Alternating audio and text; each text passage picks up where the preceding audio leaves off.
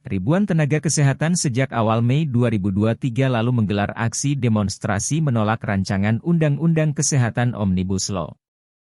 Tidak hanya di Jakarta, aksi dengan tuntutan yang sama juga terjadi di sejumlah daerah. Alasan para dokter, bidan, dan apoteker menolak rancangan Undang-Undang Kesehatan rupanya dilandasi kekhawatiran undang-undang tersebut justru akan melemahkan perlindungan dan kepastian hukum para dokter dan nakes. RUU itu juga dinilai minim urgensi, dibuat tergesa-gesa bahkan tanpa melibatkan mereka, serta belum jelas siapa penggagasnya, apakah Kementerian Kesehatan, Dewan Perwakilan Rakyat, atau stakeholder lain. Berikut contoh beberapa pasal yang dinilai kontroversi itu. Pasal 314 ayat 2. Isu pertama terkait marginalisasi organisasi profesi dianggap akan mengamputasi peran organisasi profesi. Dalam pasal 314 ayat 2, disebutkan bahwa setiap jenis tenaga kesehatan hanya dapat membentuk satu organisasi profesi. Setiap kelompok tenaga medis dan tenaga kesehatan hanya dapat membentuk satu organisasi profesi. Namun dalam pasal 193 terdapat 10 jenis tenaga kesehatan, yang kemudian terbagi lagi atas beberapa kelompok.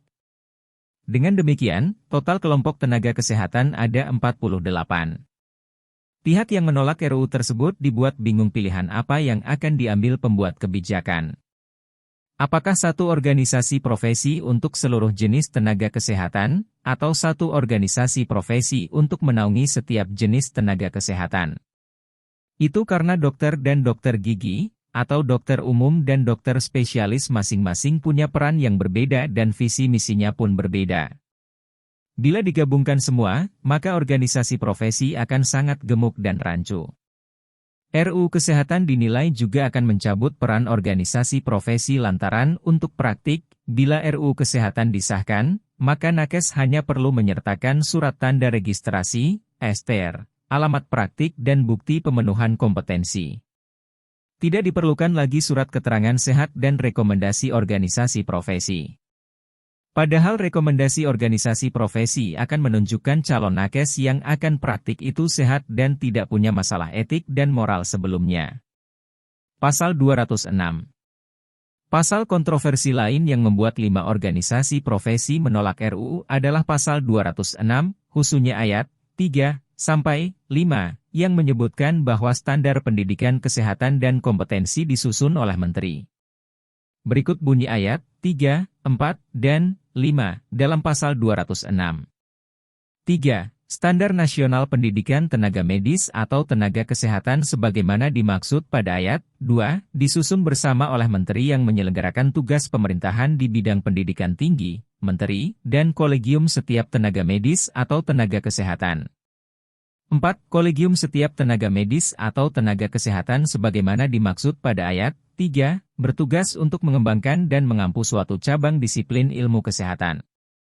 5. Standar Nasional Pendidikan Tenaga Kesehatan sebagaimana dimaksud pada ayat 1, ditetapkan oleh menteri yang menyelenggarakan tugas pemerintahan di bidang pendidikan tinggi setelah berkoordinasi dengan menteri. Memang dalam pasal tersebut disebutkan kolegium masih terlibat. Kolegium adalah badan yang dibentuk oleh organisasi profesi untuk masing-masing cabang disiplin ilmu yang bertugas mengampu cabang disiplin ilmu tersebut. Badan ini yang dapat mengetahui apakah nakes kompeten atau tidak. Namun nanti kolegium harus berkoordinasi dengan menteri. Pasal 239 ayat 2. Konsil Kedokteran Indonesia dan Konsil Tenaga Kesehatan Indonesia sebagaimana dimaksud pada ayat 1. Berkedudukan di bawah dan bertanggung jawab kepada menteri.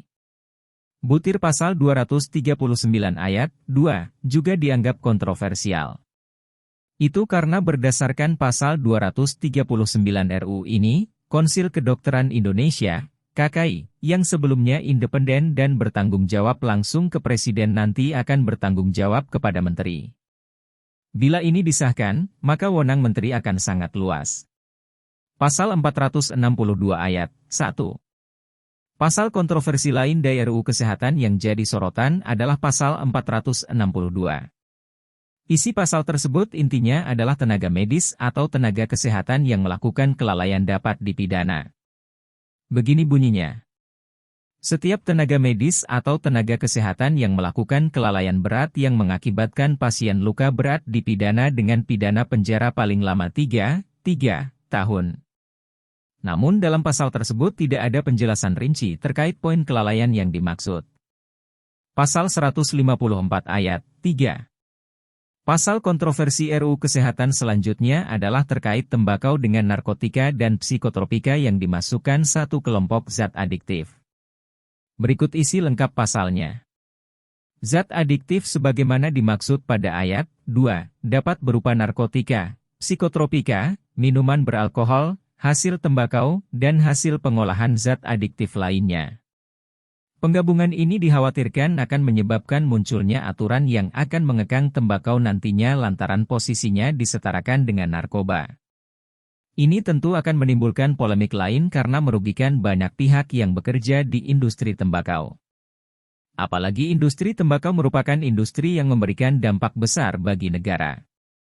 Demikian alasan kenapa RUU Kesehatan ditolak dan penjelasan soal pasal-pasal kontroversial yang jadi penyebab sejumlah nakes menolak RUU Kesehatan dan melakukan aksi demonstrasi.